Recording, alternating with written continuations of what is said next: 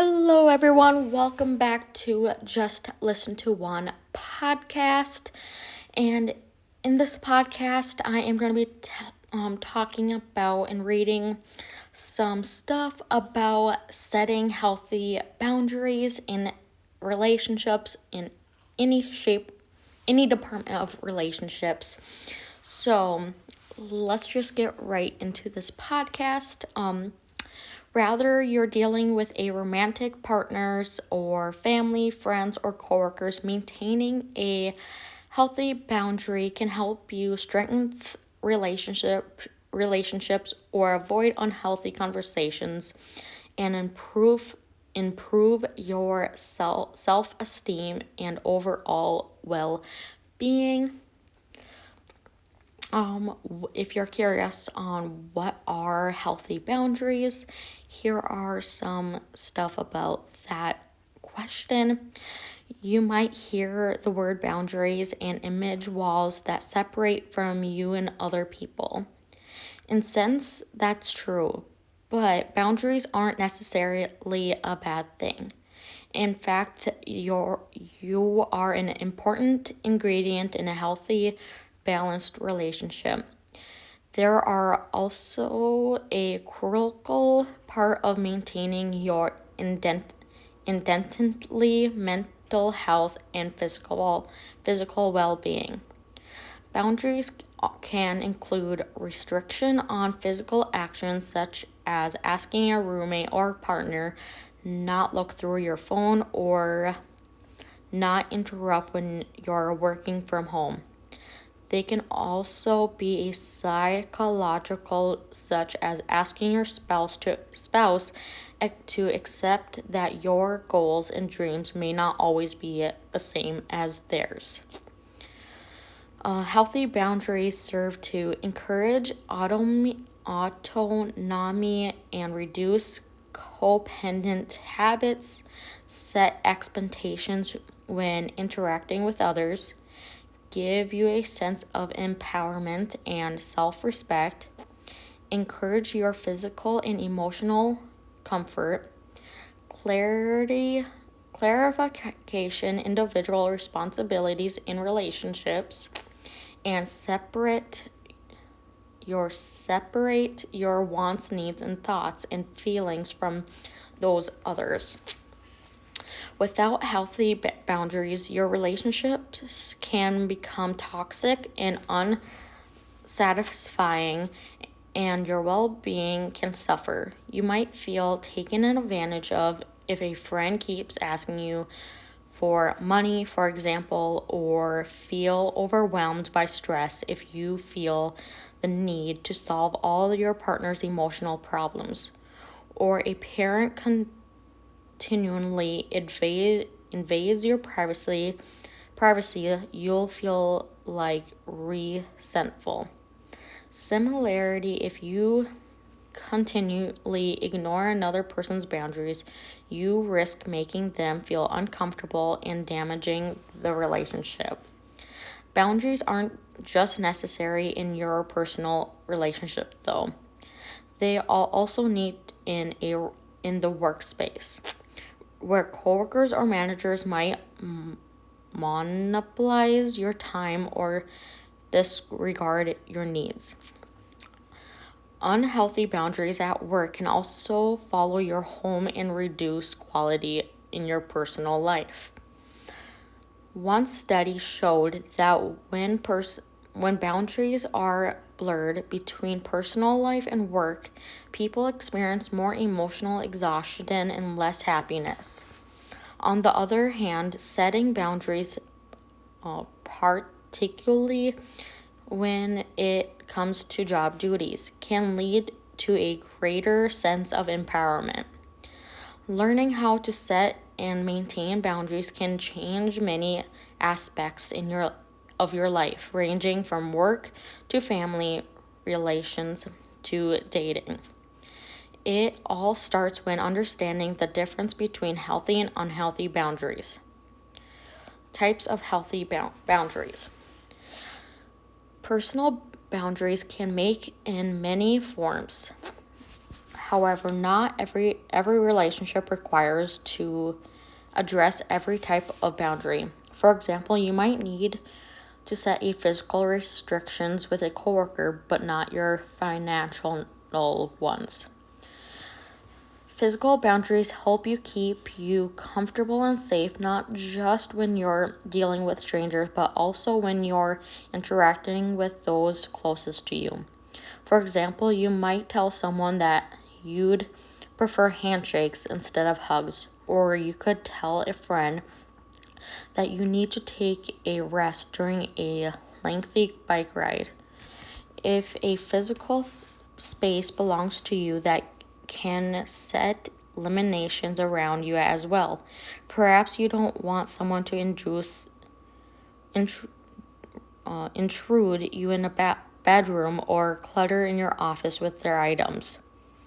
Sexual boundaries could involve anything from asking for consent before being physical intimate to check in with your partner's comfort level during sex. Even if you've been with your partner for years, you should make an ongoing habit of communicating with preferences. You might want to reassess limitations and expectations surrounding things like frequently of sex and contraction use. Emotional boundaries ensure that others are respectful of your emotional well-being and internal comfort level. When setting an emotional boundary, you might say something like, I don't want to talk about the subject while I'm at work because I need to focus. You might also use those barriers to prevent yourself feeling overwhelmed by other people's feelings. For example, you can acknowledge you're not responsible for how other person reacts to your decision to turn them down for a second date. Maternal/money boundaries extend to your belongings such as money, clothing, car, or home. If you're a charitable person, you might have hard time saying no to people who you want to borrow items. However, people may internally or unintentionally take an advantage of your goodwill, and then you may notice your resentment building. When setting a maternal restriction, you might say something like, you can borrow my phone charger, but please put it back when you're done. Or, no, I can't loan you money for your new shoes. Time boundaries allow you to focus on your priorities at work and your personal life without feeling crowded by other people's needs and wants. Imagine that you've had a stressful work week and you want to spend the weekend recuperating. You might decline a party invite or set a limit on how long you'll be there.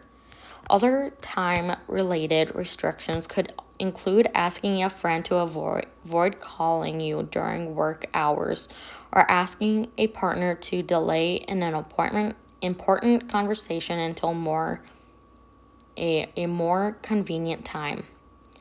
Shift boundaries. Boundaries aren't etched in stone. You'll need to adjust them as circumstances changes in a relationship and grow. This can be especially true in a long-term relationship.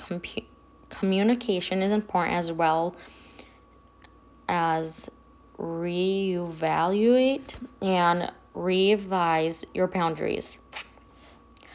You want the other person to be clear on the change and the reason behind it. Unhealthy boundaries. Unhealthy boundaries often tend to be either too rigid or too porous. Healthy ones fall somewhere between these two extremes. Rigid boundaries keep other people at distance, even loved ones. Maybe you refuse to talk about your emotion with your partner or rarely set aside time to meet with your friends. Porous, Porus, or weak boundaries develop when you have a hard time saying no to others. For example, you might be too willing to take on all the responsibility in a relationship, or maybe you tend to overshare when you're talking to strangers. There are many reasons why people may considerably struggle with unhealthy boundaries, such as desire for control. Some people use boundaries to manipulate others. For example, a person might use rigid boundaries to stonewall conversation, refusing to engage with you until you do what they want. Or fear of rejection. If you are afraid of a romantic partner walking out of your life because of your flaws, you might hesitate to be emotional open with them. Lack of experience with setting limitations. If you grew up surrounded by people who set poor personal boundaries, managing proper ones can be challenging. You might think that invading others people's personal space is normal because your parents and siblings regularly did it to you. Overly agreeable personality. If you're too urged to please other people, you might allow them to do things that make you uncomfortable. Maybe you regularly overcommit to activities or agree to help people because you simply want to be loved and accepted. Low self-esteem. You might feel as if your needs and wants aren't worth vocalizing, or that you don't have an identity of your own. Instead, you prioritize what other wants or needs. As a result, people fail to recognize your discomfort. Boundaries and enabling behavior. When someone you love dealing with addiction, you may need to shift your boundaries and avoid enabling their behavior. Enabling is when you shield someone from their consequences of their actions. For example, you might want to offer to pay their legal bills for a DUI or lie to other people to cover up evidence of a gambling or drug addiction. These kind of actions may seem helpful in the moment, but you're actually preventing your loved one from learning from their mistakes. Enabling isn't a limit to situations that involved addiction. It can help in other mental health issues. For example, if your loved one has social anxiety disorder, you may try to shield them from uncomfortable interactions by speaking up for them in public. The result is that they continue to rely on you instead of addressing the issue on their own.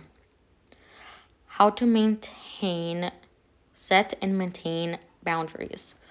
While it's usually best to start settling boundaries early in a relationship and establishing healthy rules to eliminations that can help strengthen a relationship at a stage. It may cause you You may not even realize a certain reaction is needed until you get to know each other more. For example, it might take you some time to realize that a coworker is regularly distracting you while on the job, or a romantic interest seems too controlling. The following tips can help to establish boundaries if you are experiencing trouble communicating or connecting with a person in your life. Setting boundary tip number 1. You know what you want in a relationship. Either the relationship is romantic or platonic. It's hard to have your needs met if you don't know what they are. Reflecting on your values and beliefs is a good place to start. Ask yourself these questions like, what traits do I like to see in other relationship? What behaviors bother me? What qualities do I admire in others? What material items matter the most to me and why? How do I like to spend my time? And what makes me fulfilled? By gathering a more throughout understanding of yourself, you can begin to imagine the types of boundaries you need. If you know what you value independence, you'll likely want to set money rules between you and your partner or a partner.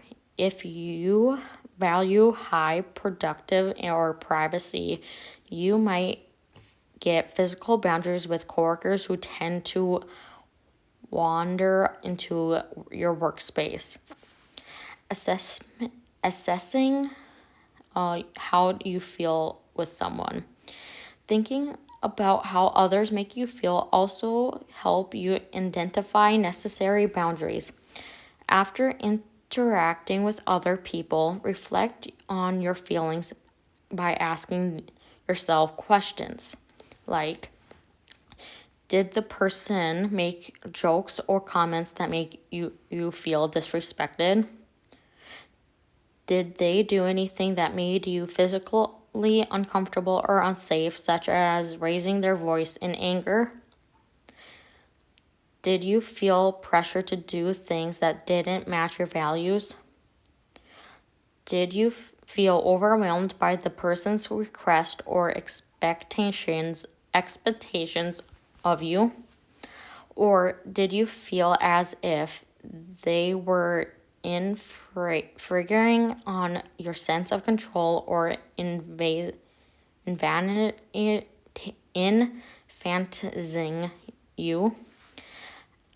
A moment to reflect can help you decide whether you need to set limitations with the person in the future. Tip number 2, talk to the person about your needs. Knowing how to effectively communicate your needs to others is important. Rush conversations, poor wording, and vague requests can make it harder for loved ones to understand and respect your ground rules. Consider timing. The best time to set a boundary with your partners is when you both feel relaxed and can focus on conversation. If you're in mid-argument, try cooling down, circling back to the conversation once you're both calm. Be prepared. Nervous about discussing your needs. Write down your points down before the discussions so you can speak clearly on what your needs. Consider the delivery. Try use I statements to convey how you feel. Avoid you statements, which can seem accusatory. I can't pronounce that word. For example, say I felt overwhelmed with the amount of work I had to take care while you were away. Expressing your emotions is a great way to start laying the ground rules for your relationship boundaries. Be clear. A vague request such as I like more personal space may get the message across, but it's better to be as clear as possible to avoid confusing others. Try, I feel disrespected and uncomfortable when you come into my room unannounced. Please knock before entering. A calm but firm tone lets other people to know you're being serious and not disrespectful. Address feedback. Depending on the boundary, your partner may have questions for you. You know that you don't like to justify your needs or explaining yourself, but doing so, it might help the other person understand where you're coming from. You might even ask the follow-up questions to ensure the right message was conceived. Feedback in a romantic partner. In a romantic relationships, it's especially important to ask your partner how they feel about a request rather than guessing. Ask if it seems unfair or unusual to them, or ask them rather it's conflicts with something they need or want. Each of you and your thoughts and feelings, and each person is responsible for putting these sentimental into words in order to be understood. Let others take responsibility of their own emotions. We often feel naturally inclined to care about how other people feel or react to our words and actions. However, you shouldn't feel responsible on how others reacts to the boundary. For example, you might be upset that you're asking for more me time. This could lead to you feeling guilty or selfish. Remind yourself why you're setting the restrictions in the first place. You want some time alone to pursue your separate hobbies and avoid feeling emotionally crowded. Don't feel you have to disregard of your own feelings. Tip number 3, enforce boundaries. Not everyone in your life is going to respect your boundaries all the time. Your partner might accidentally cross one, or difficult family members might do it so intentionally. Restate your needs. It's possible that the other person didn't understand your original request or just simply forgot about it. Stay calm, firm, and clear. Be clear about what you need. Have clear and responsible consequences for crossing a boundary. If someone has a habit of talking over you, for example, you could say, I feel disrespected when you talked over me. If you do it again, I will have to end the conversation. Only state consequences that you're willing to enforce. If you aren't willing to follow through on a consequence, the other person will feel empowered to overstep your boundaries in the future. For example, if you tell your partner you'll take a break from a relationship if they keep lying to you, that's important to actually follow through with that. How to respond when someone else sets a boundary. You're not the only one who can set boundaries. When someone voices a restriction, you might feel a sense of shame or frustration. Perhaps you like you feel like you're being reprianded or put in your own place. You may notice some negative emotions rushing to the surface as you try to immediately defend your actions. Keep in mind that you are not losing anything but gaining knowledge of what makes the person in your life feel safe and happy. Take time to breathe and listen. If you're feeling upset, deep, slow breathing can calm your nerves system's fight or flight response. This might make it easier for you to receive information rather than prepare for an argument. Accept that the person setting the boundary knows what's best for them. If something truly doesn't work for you, communicate your needs so that you can both reach compromise. Remember that the both of you have your own way to processing and feeling emotions. Try not to assume that your partner needs before they could say them out loud. Allow them space to voice their needs and wants. Apologize when necessary. You're only human, and we all make mistakes. Maybe you accidentally overstepped a boundary by making an offensive joke or oversharing when you're asked not to. When someone retaliates the boundary, be humble enough to apologize for your mistake.